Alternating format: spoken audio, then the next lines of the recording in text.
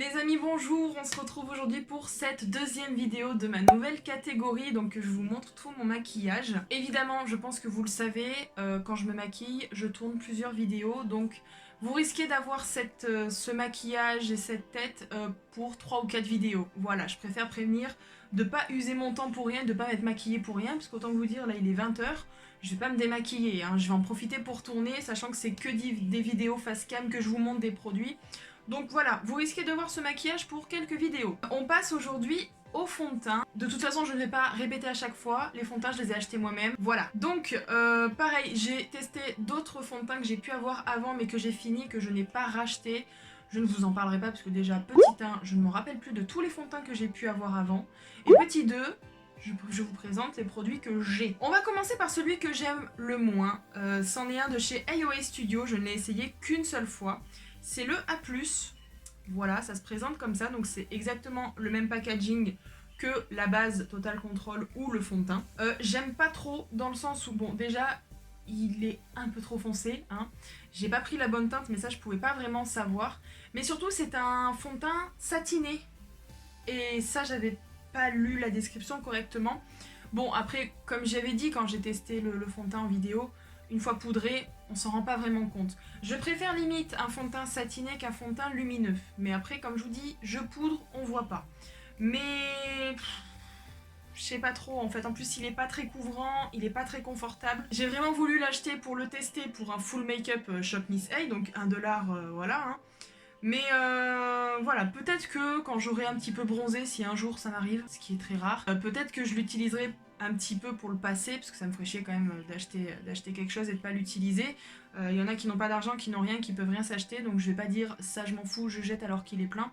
Je veux quand même essayer de le passer, évidemment, mais c'est pas vraiment mon préféré. Je vous ai même pas dit le numéro de teinte, c'est le fer ivory, le 302. Dans le même format, nous avons le Total Control de chez NYX, donc la teinte c'est Vanilla. Tous les fonds de teint de chez NYX, de toute façon, c'est la teinte Vanilla. C'est la seule teinte qui me va. Donc là, il est presque terminé. Alors, je le trouve bien. Je l'ai pas mal utilisé, hein. Je le trouve bien, donc pareil, hein, c'est un truc comme ça. Mais je trouve qu'il fait un peu clair sur moi. J'ai l'impression, pourtant c'est la bonne teinte, hein, je vous assure. Mais j'ai l'impression que sur moi, il est un peu clair quand je poudre. Alors à moins que j'utilise une poudre qui ne va pas avec, je sais pas. Mais je l'aime bien. Après, c'est un fond de teint qu'on peut régulier pour la couvrance. Donc voilà, je l'aime bien, mais c'est pas mon préféré. Ensuite, on a, alors je sais pas si vraiment je dois le compter comme fond de teint ou pas, vu la polémique qu'il y a eu dessus, le Dermacol que vous voyez que j'ai bien utilisé, même plus de la moitié. Ça a été un de mes tout premiers fonds de teint que j'ai acheté, dans le sens où quand j'en avais plus, j'utilisais le Dermacol. À savoir, ça a fait des réactions allergiques à certaines personnes. Moi, ça ne me l'a pas fait, pourtant je l'utilisais tous les jours. Chacun a son type de peau, on n'a pas tous les mêmes réactions. J'ai eu une ou deux remarques en me disant mais fais attention, tu vas avoir des boutons, ça ne me l'a jamais fait. Donc après c'est ma peau, c'est moi qui ai décidé. Bon là je ne l'ai jamais réutilisé parce que j'ai pas mal de fonds de teint à passer ou à tester quand j'en achète d'autres. Mais c'est vrai que celui-ci par contre pour les conventions je le trouve très bien dans le sens où il est ultra couvrant. C'est la réputation du Dermacol, c'est le fond de teint couvrant à l'extrême. Voilà, donc c'est vrai que je l'utilisais énormément après pour les conventions, mais j'en faisais pas énormément. Donc du coup voilà, je l'ai laissé de côté parce que j'en ai trouvé un autre, les gars, qui est aussi couvrant que le Dermacol. C'est un fond de teint de chez Sephora en teinte ivoire. C'est le fond de teint Matte Perfection, celui-ci. Il est aussi couvrant que le Dermacol. Par contre, celui-ci, à un moment donné, m'a fait quelques petits boutons. Alors, je sais pas si c'est vraiment le fond de teint ou si c'est la période dans laquelle je l'ai essayé. Pour les filles, vous comprenez. Mais je l'aime beaucoup. La teinte, elle est nickel. Il est ultra couvrant. Il est très épais, par contre, comme le Dermacol. Hein. C'est deux produits qui sont assez épais. Mais il est super. Il tient vraiment très bien. Ça, je suis plus tentée, les fonds de teint épais, je suis plus tentée à les appliquer au pinceau. Ne faites pas ça à l'éponge parce que vous n'avez pas la même couvrance en fait. Donc voilà, une très belle découverte. Je l'ai acheté il y a pas très longtemps et j'en ai encore pas mal. Je ne l'ai pas beaucoup utilisé, Mais je le garde de côté, voilà, disons que c'est un fond de teint roue de secours, on va dire. Mon gros chouchou, mon favori de tous les temps, le Can't Stop Won't Stop de chez NYX. J'ai galéré à dire le Can't Stop Won't Stop. En teinte vanilla, depuis sa sortie, je l'achète tout le temps, tout le temps, tout le temps, dès que j'en ai plus. Là, je dois en finir un derrière, et celui-ci, il est vraiment tout neuf, hein, je ne l'ai pas ouvert du tout. Donc, autant vous dire, j'aime trop ce fond de teint. Ils promettent 24 heures de tenue. Allez voir la vidéo de Sandrea, vous comprendrez. Mais voilà, c'est un fond de teint avec un fini mat. Normalement, il n'était pas trop convenu, je crois, pour les peaux mixtes, mais pour moi, même avec une peau mixte, je trouve qu'il est super. Avec une bonne base, comme je vous ai dit dans la vidéo précédente, avec ma base de chez...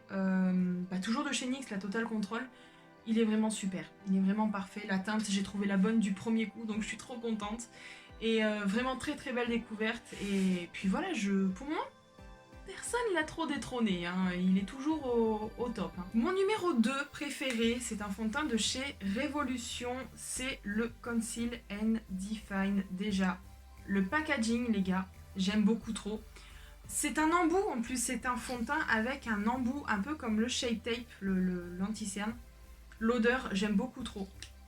La teinte, c'est la F1, il me va très bien, j'ai trouvé la bonne teinte du premier coup, je crois que c'était Salomé qui me l'a fait découvrir, et franchement, je regrette pas, il est super couvrant. Par contre, quand vous l'appliquez, en fait, quand vous prenez l'embout et que vous l'appliquez, étalez tout de suite, parce qu'il sèche très rapidement, et après ça fait des traces, c'est pas joli. Mais franchement, je l'adore, il est super, c'est le numéro 2, vraiment. Là, je vous dis, là, vous avez mes deux chouchous, là, voilà. En plus, il coûte pas cher. C'est ça qui est cool, c'est qu'il coûte pas très très cher, donc ça c'est top. Alors celui qui m'a coûté le plus cher, mais que je suis quand même très contente d'avoir pu acheter et d'essayer petit à petit, c'est le fond de teint de chez Anastasia Beverly Hills, donc c'est le Foundation. La teinte c'est la 100N, donc c'est un fond de teint lumineux. Je n'aime pas ça, mais comme je vous ai dit, poudré ça passe. Je sais pas vraiment en une journée comment il peut tenir en fait. Si, je crois que j'avais déjà utilisé pour aller au boulot. Enfin, je veux pas dire de bêtises, donc pour le moment, je ne vous dis pas si je l'aime ou pas. Il a une très bonne réputation, évidemment. Je trouve qu'il est très bien couvrant pour dire qu'il promet une couvrance moyenne. Moi, je trouve qu'il est très très bien. Je l'avais appliqué au blender, c'est pas forcément une bonne idée non plus, parce que pareil, ça faisait des traces. Je pense le tester au pinceau la prochaine fois. Bon, sachant qu'en ce moment, je mets jamais de fond de teint, parce qu'avec le boulot, je dois mettre le masque, donc c'est emmerdant. Donc, en ce moment, je ne mets pas de fond de teint, je ne peux pas l'utiliser, mais pourquoi pas par la suite voir justement s'il tient bien toute une journée, quoi. Et on passe au dernier que j'ai pu tester justement pour cette tête-là. C'est toujours de chez NYX, comme je vous ai dit, j'aime beaucoup trop cette marque. C'est un voile teinté pour la peau de la gamme Bear With Me. Donc voilà, la teinte c'est Pale Light. Et vraiment, je m'attendais pas à autant aimer en fait. Je l'ai testé tout à l'heure là pour faire ce make-up. Au début, j'ai pas trop aimé, je voyais que ça brillait partout, c'était... J'ai dit mais c'est pas possible, je vais jamais pouvoir matifier ça. Mais en fait, si, plus je le laissais, plus je me regardais et plus je l'aimais en fait sur ma peau. C'est pas une grosse couvrance, c'est un voile teinté, ça porte ce nom, c'est pas pour rien. Il n'y a pas de couvrance, mais je trouve que quand même, j'ai l'impression qu'on voit moins quand même mes taches de rousseur et tout ça.